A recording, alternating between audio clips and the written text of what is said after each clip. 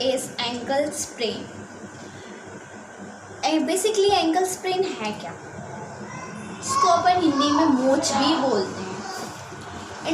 Like introduction, ankle injury are among the most commonest injury presenting to primary care offenses and emergency department, also known as twist ankle, rolled ankle and ankle ligament injury.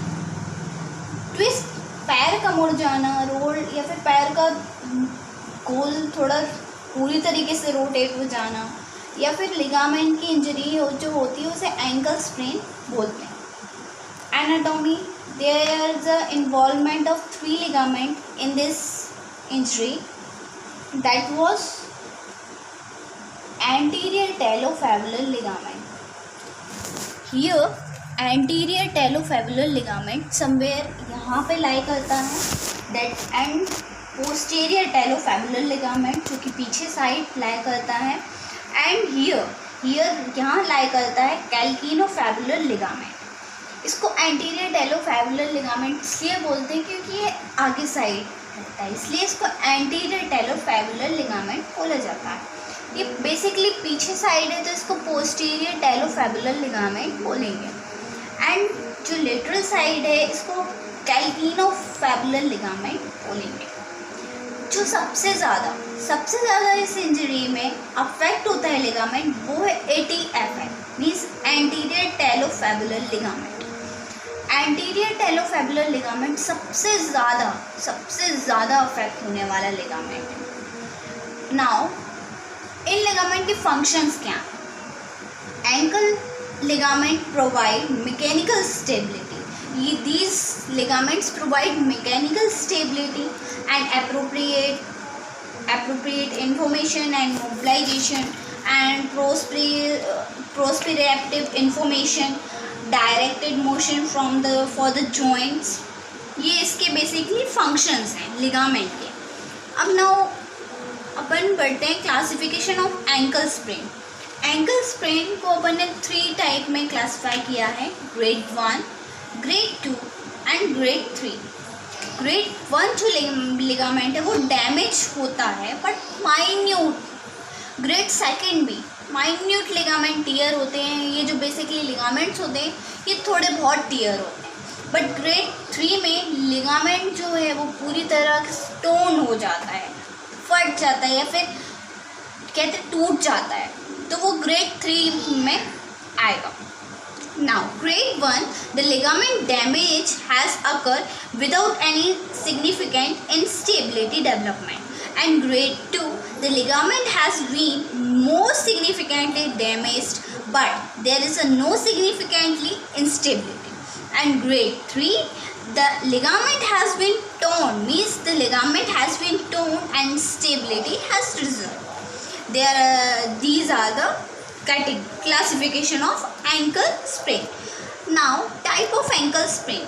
Ankle sprain कितने type के होते हैं? Now lateral sprain, जो lateral side का sprain होगा उसे अपन inversion sprain भी बोलते हैं. Now सोचिए, जब लेटरल साइड पे देखिए ऐसा पैर मुड़ेगा तो फुट के जो डायरेक्शन रहेगी वो ऐसी रहेगी. अब मैं कैसे स्ट्रक्चर सपोज ऐसा आपका स्ट्रक्चर कुछ मुड़ेगा, ऐसे मुड़ेगा, ठीक. तो ये जो है ये प्लांटर्स की ये जो टार्सल्स हैं, टार्सल्स की डायरेक्शन अंदर की साइड है तो इसको इन्वर्जन बोलेंगे. इन्वर्जन स्प्रेन, बिकॉज इसका जो है ये जो डायरेक्शन है इस अंदर की तरफ जा रही है तो इसे इन्वर्जन बोलेंगे. और लेटरल स्प्रेन मीन्स ऐसे लेटरल साइड मुड़ रहा है बट इसका जो फुट की डायरेक्शन वो अंदर साइड हो रही है तो इसको बेसिकली अपन लेटरल इन्वर्जन स्प्रेन बोलेंगे. ये वाली जो स्प्रेन होती है ये सबसे ज़्यादा होती है. Approximately 70 to 85% of ankle sprain are inversion injuries होती हैं. Now high syndesmotic sprain. High syndesmotic sprain जो होता है वो समवेयर मतलब थोड़े होता है, यहाँ पे ही लाई होता है। ये उतना ज़्यादा नहीं होता बट होता है, ये स्प्रेन भी होता है। ये high ankle sprain is a injury to the lateral ligament. जो लेटरल लिगामेंट होते हैं वो above the knee, lateral ligament above the ankle, the joint together the bone of the lower leg। ठीक, नाउ अब आते हैं मीडियल। अब अपन आते हैं मीडियल इवर्जन स्प्रेन पे। अभी अपन लेटरल साइड पे स्प्रेन हो रहा था और ये जो फुट का डायरेक्शन था वो अंदर की तरफ हो रहा था, ठीक।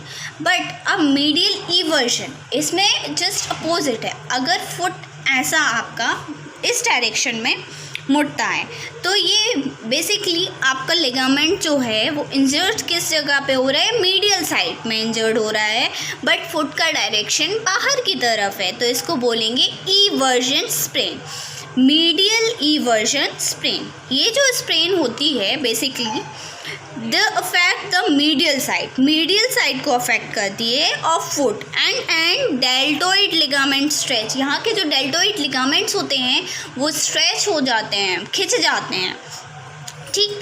ये मीडियल साइड होती है, ये लेटरल साइड होती है, ठीक। नाउ मैकेनिज्म ऑफ इंजरी की क्या कैसे हो सकती है। The foot is placed in force inversion and plantar flexion and it can be form an unstable irregular surface। जब कोई irregular surface होगा, जैसे uneven surface है, अगर आप उस पे चलते हैं तो चलते समटाइम्स अचानक पैर मुड़ जाता है, वो एक मैकेनिज्म हो सकती है। एंड कोई ट्रॉमा भी हो सकता है इसका कारण, also caused by the force trauma. अब नाउ पेशेंट आपको साइन एंड सिम्टम्स क्या क्या बता सकता है। Swelling, most swelling, pain, then discoloration means colour change हो जाएगा। ऑब्वियस सी बात है, जब लिगामेंट इंजर्ड होगा तो वहाँ पे समवट वेसल्स, ब्लड वेसल्स भी तो थोड़ी बहुत इंजर्ड होंगी ना, उसके कारण से डिकलरेशन होगा।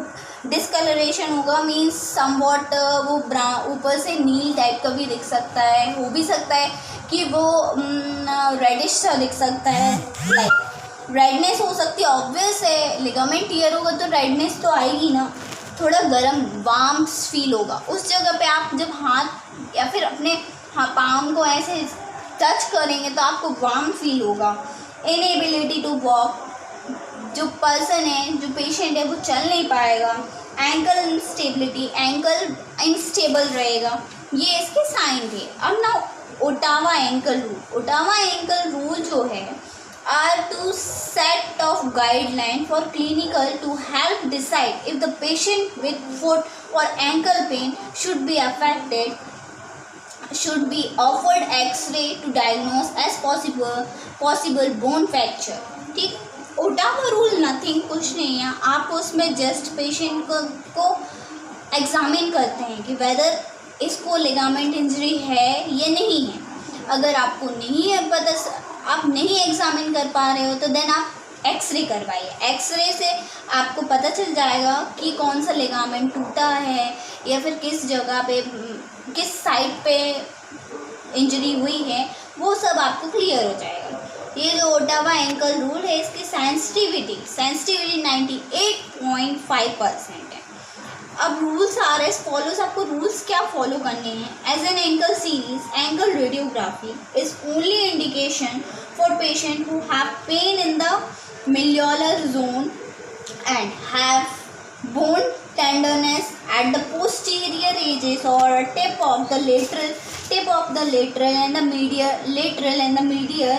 malleolus, or are unstable to wear weight both immediately after the injury, and 4 steps in the